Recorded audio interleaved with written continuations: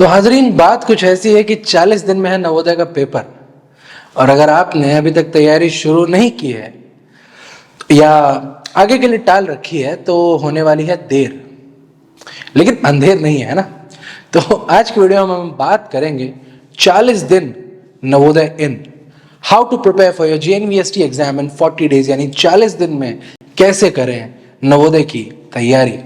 मैं हूं आशुतोष झा, आप देख रहे हैं नवगुरु टीवी। आइए, आरंभ है प्रचंड। तो दोस्तों, इस साल जो बच्चे JNVST का एग्जाम दे रहे हैं उसमें दो टाइप के स्टूडेंट्स हैं। पहले वो जिन्होंने कम से कम एक बार कोर्स कंप्लीट कर लिया है और अब रिवीजन की तरफ बढ़ रहे हैं, और दूसरे वो जिन्होंने कोर्स पढ़ा तो है लेकिन कंप्लीट नहीं कर पाए हैं।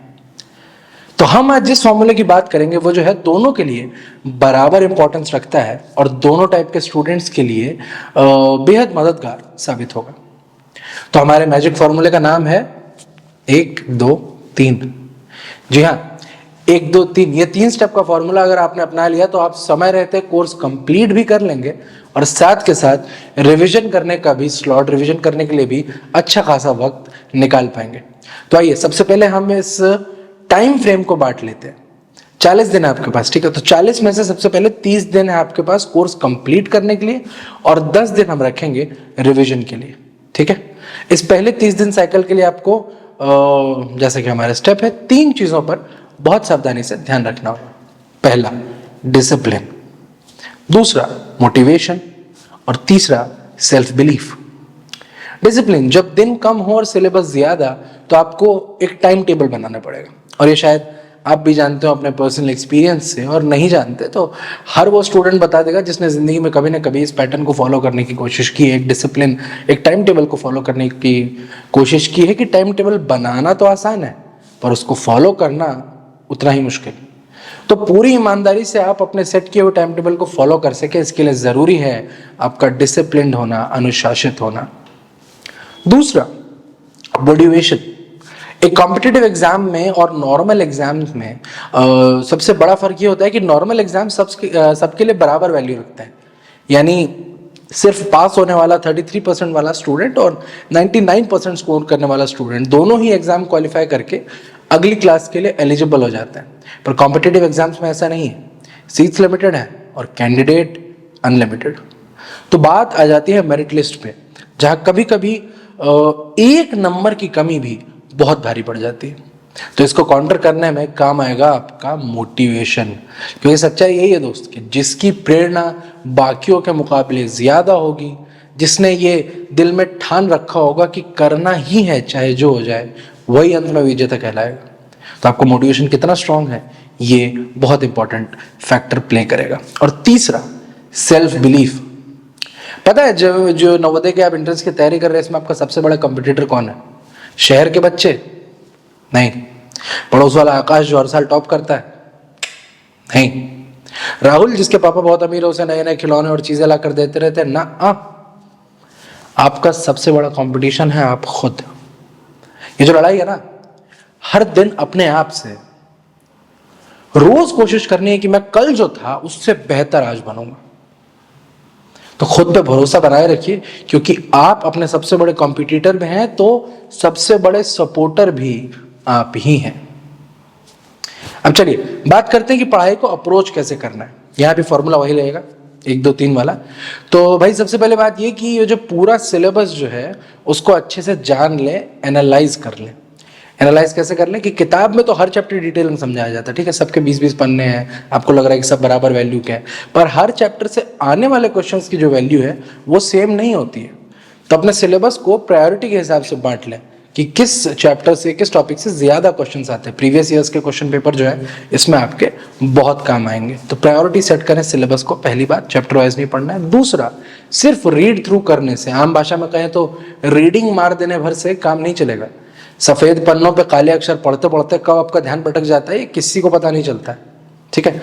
तो बुक्स के साथ आप अपनी नोटबुक्स, पेंसिल और हाइलाइटर, ये चीजें साथ लेकर बैठे।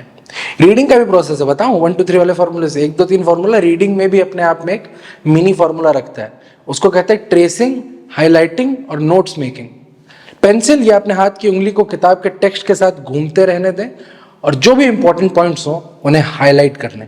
सिर्फ इंपॉर्टेंट पॉइंट्स, किताब को रंग रंग के कलरिंग बुक नहीं बना देनी, ठीक है। उससे आपको ही बाद में जो है वो रिवीजन करते समय जब आप उसको रिविजिट करेंगे तो मुश्किल होगी कि यार ये पूरा तो कलर ही कर रखा, मैंने दोबारा पढ़ा। हाईलाइट जब आप कर चुके हो उसके बाद चैप्टर के नोट्स बनाना ना भूलें। ध्यान रहे कि जो नोट्स हैं वो समरी की तरह काम करने चाहिए, ना कि ये कि आपने जो पूरी बुक है वही वापस छाप दी, पूरा ऐसे डेफिनेशन नहीं। कीवर्ड्स पे काम करें, की फ्रेजेस पे काम करें, इस हिसाब से आप नोट्स बनाएं। तो ये 1 2 3 फॉर्मूला है रीडिंग का। अच्छा, रीडिंग करने के बाद तीसरा काम आपको इस प्रोसेस में ये करना था कि उस सेक्शन से या चैप्टर से जिससे आपने अभी अभी पढ़ा है, क्वेश्चन आंसर्स की सीरीज बनाएं। मतलब क्वेश्चंस की खुद क्वेश्चंस की लिस्ट क्रिएट करें और उसके बाद उन्हें आंसर करें। जितना ज्यादा आप इन क्वेश्चंस को क्लैरिटी से आंसर कर पाएंगे उतना ही आप चैप्टर को अच्छी तरह फिनिश करने के करीब पहुंचेंगे। मतलब बेसिकली ये ध्यान रखें कि आप चैप्टर को फिनिश तब कंप्लीट आप माने जब आप खुद वो चैप्टर किसी और को पढ़ा सकें। जब ये हो जाता है तो आप मान लीजिए कि आपका चैप्टर कंप्लीट हो गया, ठीक है। अब रूटीन की अगर बात है तो रूटीन किस टाइप का होना चाहिए, एक सैंपल रूटीन फॉलो करके देखते हैं, ठीक है। ट्राई करते हैं कि अगर ये हो पाए। 5 बजे सुबह उठिए, वेकअप 5 AM, 5 to 6 AM 1 घंटा study period, 6 AM to 7 AM personal hygiene और ब्रेकफास्ट के लिए, और 7 से 7:30 एक्सरसाइज। बहुत जरूरी है क्योंकि एक्सरसाइज करने से आप दिन भर खुद को फ्रेश और एनर्जेटिक महसूस करेंगे। तो 7 से 7:30 बजे तक एक्सरसाइज, हल्के फुल्के वर्कआउट करें।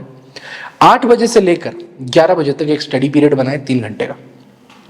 11 से 11:30 कुछ रिक्रिएशनल एक्टिविटी, टीवी देखें, थोड़ा यूट्यूब चला ले, फोन चला लिया, उसके लिए रखें आधा घंटा ब्रेक। 11:30 से 1:30 बजे तक फिर 2 घंटे का स्टडी सेशन। 1:30 से 2 PM लंच। दोपहर 2 बजे से लेकर दोपहर 3 बजे तक रेस्ट करें, आराम करें, नींद आती है तो सो जाएं। 3 बजे से लेकर 4 बजे तक 1 घंटे का छोटा सा स्टडी पीरियड रखें। 4 से 5:30 बजे तक शाम के खेलने और रिक्रिएशन का टाइम रखें। खेलने के बाद 5:30 से 7:30 2 घंटे का स्टडी सेशन। 7:30 से 8 डिनर, और 8 से 10 स्टडी के बाद एक आखिरी 2 घंटे का सेशन 8 से 10 रात के, और 10 बजे सो जाएं। सुबह फिर 5 बजे उठना है ना। तो इस रूटीन में टोटल 11 घंटे का स्टडी टाइम भी है और पूरे 8 घंटे की नींद भी। यकीन जानिए अगर ये रूटीन आप फॉलो कर पाते हैं तो आपकी तैयारी तो वक्त पे पूरी हो ही जाएगी, साथ ही आपको रिवीजन करने का भी भरपूर समय मिलेगा, जरूरत से ज्यादा टाइम मिल जाएगा। आसान भाषा में ऐसे अगर बिता लिए 40 दिन फिर तो पक्का नवोदय इन। लेकिन प्रॉब्लम ये है कि देखिए अगर आप कर पा रहे हैं तो बहुत अच्छी बात है, नहीं क्योंकि ये है कि देखिए एक तो स्कूल्स भी चल रहे हैं, राइट, और दूसरा all work no play makes Jack a dull boy, है ना। बहुत दिक्कत हो जाती है, 11 घंटे अगर दिन में पढ़ना है तो मुश्किल हो जाता है। तो एक अगर हम कम से कम स्लॉट की बात करें तो भी 6 घंटे तो हमें सेल्फ स्टडी में लेके आने पड़ेंगे। तो इसका जो सबसे ट्राइड एंड टेस्टेड तरीका वो है, हाँ, 1 2 3, सुबह जल्दी उठकर 1 घंटा, दोपहर में स्कूल के बाद और खेल से पहले 2 घंटे, और रात में डिनर के बाद 3 घंटे का स्टडी सेशन। ये 1 2 3 वाला फॉर्मूला हर जगह काम कर रहा है भाई, अपने लिए चल रहा है। तो ये था हमारा स्पेशल 1 2 3 फॉर्मूला आपके नवोदय एग्जाम की तैयारी के लिए। आइए एक बार फटाफट जो है इसे रिकैप कर लेते हैं। 1, डिसिप्लिन मेंटेन करें, मोटिवेशन कम ना पड़ने दें, सेल्फ बिलीफ बनाए रखें। 2, सिलेबस एनालाइज करें, एफिशिएंट स्टडीइंग करें और क्वेश्चंस आंसर्स पर खास ख्याल रखें। और 3, सुबह 1 घंटा, दोपहर 2 घंटे, रात 3 घंटे। ये जो मैजिक 1 2 3 फॉर्मूला अगर आप पूरी लगन से फॉलो करते हैं ना, यकीन जानिए दुनिया का मुश्किल से मुश्किल एग्जाम आप क्रैक कर सकते हैं। और जवाहर नवोदय विद्यालय सिलेक्शन टेस्ट यानी JNVST तो बिल्कुल ही कर सकते हैं। रही बात स्टडी मटेरियल की, तो आपके पास जो एग्जिस्टिंग है वो तो ठीक है, पर उसके अलावा एक सीक्रेट 1 2 3 फॉर्मूला और है, वो शायद मैं बताना भूल गया। नवगुरु का JNVST crack kit. 1, complete syllabus covered. 2, revision and note set. 3, practice sets and OMR filling sheets. इस किट के बारे में और इन्फॉर्मेशन के लिए आप हमें कॉन्टैक्ट कर सकते हैं, या नीचे कमेंट बॉक्स में आप अपनी क्वेरीज पूछें, रिप्लाई हम करेंगे, या हमारे टेलीग्राम या व्हाट्सएप चैनल्स के थ्रू भी, जिसका लिंक नीचे डिस्क्रिप्शन में आपको मिल जाएगा, ठीक है। क्योंकि अगर आप चाहें तो इस हमारे स्टडी मटेरियल के साथ अपनी नवोदय की तैयारी में, अपनी नवोदय की जो प्रिपरेशन है उसमें वो एक्स्ट्रा बूस्ट लगा सकते हैं, वो एक्स्ट्रा पुश दे सकते हैं, जो अंत में विनर्स के और वेल ट्राइड के बीच का डिफरेंस बनती है। क्योंकि सैनिक, मिलिट्री और नवोदय की तैयारी यहीं से शुरू। नवगुरु, धन्यवाद।